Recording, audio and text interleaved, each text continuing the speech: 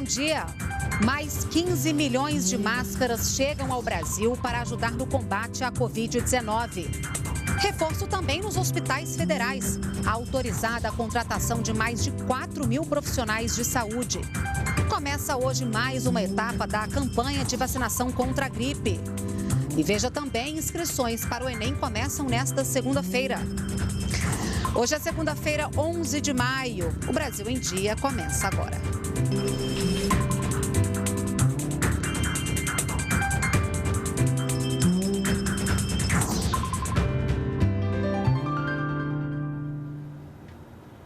São 9 horas e 45 minutos. Nós estamos ao vivo também pelas redes sociais.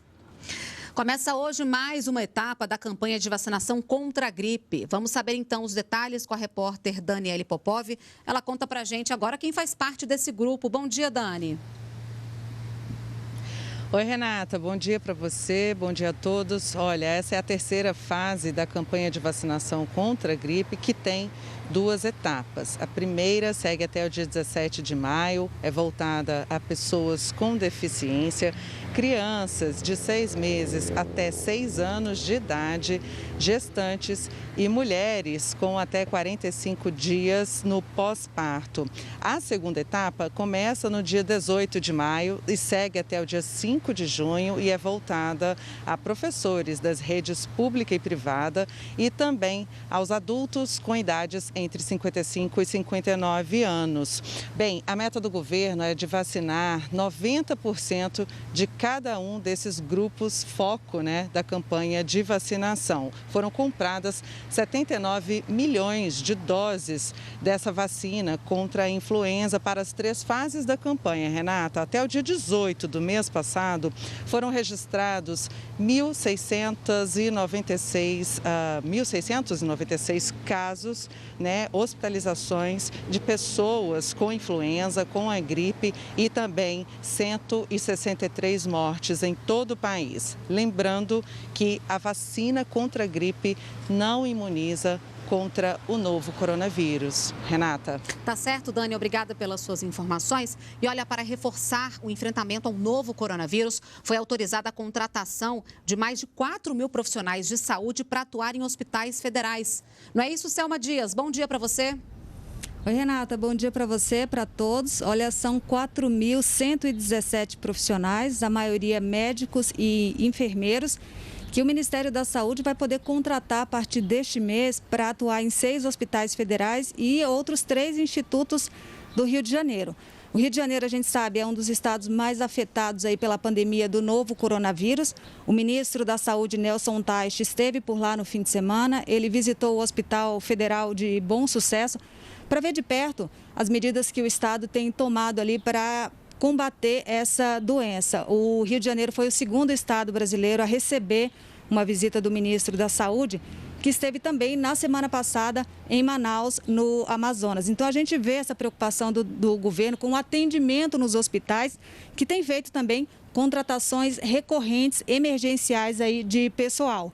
Inclusive, o Ministério da Defesa, por meio da Aeronáutica, publicou uma chamada pública emergencial, convocando aí médicos, enfermeiros e outros profissionais para atuar na linha de frente no combate à Covid-19, prestando aí um serviço militar voluntário, Renata. Tá certo, Selma. Muito obrigada pelas suas informações. E olha, mais um carregamento com equipamentos de proteção individual chegou ao Brasil na manhã desse domingo. Foi o primeiro voo fretado pelas lojas americanas em parceria com a Latam, em apoio aos Ministérios da Infraestrutura e da Saúde, para transportar 15 milhões de máscaras. O Ministério da Infraestrutura é o responsável pela logística. O segundo voo deve chegar a Guarulhos ainda hoje. E o Ministério da Saúde encaminhou orientações sobre o novo coronavírus a estados e municípios e habilitou mais leitos de UTI em 4 estados. O governo enviou aos estados e municípios diretrizes sobre manejo dos corpos das vítimas da Covid-19, além de informações para o registro de óbitos.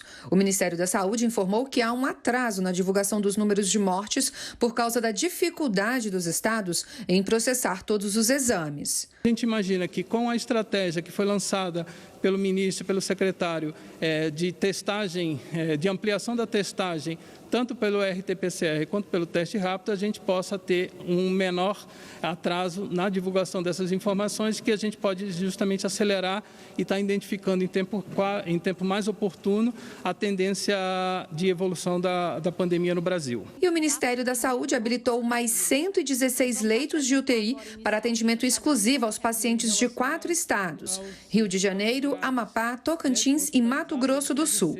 São 110 leitos de UTI adulto e 6 de UTI pediátrica.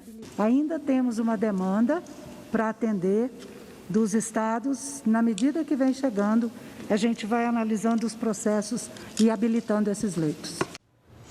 O ministro da Economia, Paulo Guedes, conversou com executivos de um dos maiores bancos privados do país neste fim de semana.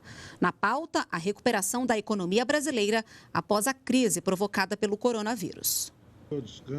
Guedes lembrou medidas tomadas pelo governo para diminuir gastos, como a reforma da Previdência e a redução da taxa de juros, e defendeu o veto à proposta aprovada pelo Congresso Nacional de aumento para servidores públicos em 2019 e 2020. No momento em que milhões de brasileiros estão perdendo emprego, as empresas estão quebrando, estamos sendo atingidos por essa turbulência, nós estamos pedindo uma contribuição. Estamos pedindo que não peçam aumentos, que sejam suspensos apenas os aumentos. O ministro destacou que o Brasil tomou medidas rápidas para enfrentamento da pandemia, com socorro aos mais vulneráveis e apoio às empresas para manutenção de empregos. E se mostrou confiante na capacidade da economia brasileira de se recuperar sem a necessidade de comprometer o Estado com investimentos públicos. O único país do G20 que está aumentando as exportações é o Brasil. Agora que o setor industrial entrou em colapso e interrompeu as cadeias de pagamento, o que aconteceu com o Brasil? Foi o único país que, nesse quadrimestre, exportou praticamente a mesma coisa do que no primeiro quadrimestre do ano passado. Foi o único país que manteve os fluxos de comércio. Então, eu só posso estar otimista com o futuro do Brasil. A partir de hoje, será implementada a operação de garantia da lei e da ordem em 3 estados da Amazônia Legal. O anúncio foi feito pelo vice-presidente Hamilton Mourão, que preside o Conselho da Amazônia. Foram estabelecidas agora 3 bases permanentes e a partir dessas bases são lançadas as ações aí para deter as atividades ilegais. Então nós selecionamos 20 áreas prioritárias onde estão acontecendo as ilegalidades e próximos a essas áreas foram colocadas as bases. Essencialmente está nos estados de Rondônia, Mato Grosso e Pará. Pretendemos que as queimadas sejam extremamente reduzidas. É o compromisso do Brasil, não só com o povo brasileiro, mas com a comunidade internacional. Começam hoje e vão até o dia 22 de maio as inscrições para o Exame Nacional do Ensino Médio. O valor da taxa é de R$ 85,00 e deverá ser paga até 28 de maio. Quem optar pelo Enem impresso na hora da inscrição não poderá mudar para a versão digital, que é uma das novidades neste ano. Lembrando que a taxa de inscrição não é cobrada do aluno que fez todo o ensino médio na rede pública ou faz parte de família com renda mensal de até 3 salários mínimos, incluída no cadastro único para programas sociais. E as comunidades surda e com deficiência auditiva podem acessar o edital do Enem 2020, traduzido para a língua brasileira de sinais. O INEP disponibilizou no canal do YouTube todo o conteúdo do edital do Enem impresso. A iniciativa faz parte da política de acessibilidade e inclusão do Instituto para ampliar as oportunidades de participação. 5 bilhões de reais. Esse é o valor liberado para o turismo, um dos setores mais afetados pela pandemia do coronavírus. Os recursos vão atender principalmente micro e pequenas empresas de turismo. O setor emprega cerca de 7 milhões de brasileiros. Serão liberados 5 bilhões de reais em crédito extraordinário para o Fundo Nacional do Turismo. De acordo com a medida, 53 segmentos, desde um guia turístico até grandes empresas do setor, vão poder acessar as linhas de crédito para enfrentar a crise. Essa medida provisória ela vem exatamente para corrigir essa distorção e fazer com que as empresas, desde a microempresa, do empreendedor individual, a pequena, a média, até a grande empresa, possa ter um acesso efetivo a esses créditos. Segundo o ministro, 17 instituições financeiras já foram cadastradas em todo o país para liberar o crédito. 80% do dinheiro vai para micro, pequenas e médias empresas de turismo, responsáveis pela maioria do setor. O restante será destinado às empresas de grande porte. Esse recurso, ele é de livre utilização da empresa. Ele pode ser utilizado ou para capital de giro, ou para a compra de equipamentos, ou para reformas. O Ministério também lançou o novo selo de biossegurança para o turismo. A ideia é credenciar estabelecimentos que mantêm padrões de higiene e prevenção contra a Covid-19. Esse selo ele vai servir para que a gente possa fazer esse reconhecimento em vários segmentos do turismo no Brasil, dando mais segurança aos turistas brasileiros. E ainda falando em educação, mesmo em tempo de coronavírus, a Olimpíada Brasileira de Matemática recebeu inscrição de mais de 50 mil escolas. A data da prova ainda não foi definida. O calendário está em estudo para todos os estudantes, para que todos possam participar da competição em segurança. Então, a dica é aproveitar para estudar. Tem material disponível no site obmep.org.br. Em época de pandemia, muita gente tem encontrado preços mais altos nos mercados. Para monitorar o aumento abusivo nos preços de produtos, a Secretaria Nacional do Consumidor do Ministério da Justiça e Segurança Pública fechou uma parceria com a Associação Brasileira de Supermercados. Os supermercados são um dos poucos comércios que têm autorização para funcionar durante a pandemia do novo coronavírus. Mas desde que as medidas de isolamento social entraram em vigor, uma reclamação tem sido frequente entre os consumidores: os preços dos produtos. E para evitar essa prática, o Ministério da Justiça fez um acordo com a Associação Brasileira de Supermercados para a troca de informações e controle de possíveis abusos nos preços de produtos em razão da pandemia.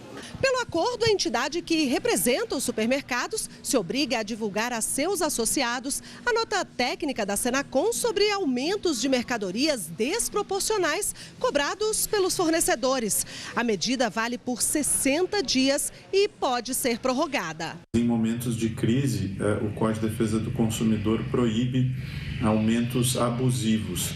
E, de fato, a única maneira de sabermos isso é verificando se há um comportamento oportunista do empresário naquela situação concreta. Um outro acordo para proteger o consumidor é com a Sociedade Brasileira de Economia, Administração e Sociologia Rural, que vai intensificar o monitoramento e as investigações sobre a prática de preços irregulares em produtos agropecuários. Poderemos mapear a cadeia produtiva. Então, pode acontecer que um comerciante que comprou o feijão mais caro repasse. Isso, por si só, não seria abusivo, mas isso que nós vamos olhar. Caberia mais, eu acho, tanto da indústria até o empresário se conscientizarem e não repassar ou cobrar um preço fora da realidade. O Brasil em Dia fica por aqui. A gente agradece a sua audiência aí pelas redes sociais, também aqui na TV Brasil. Boa semana para você. A gente se encontra amanhã. Até lá. Tchau, tchau.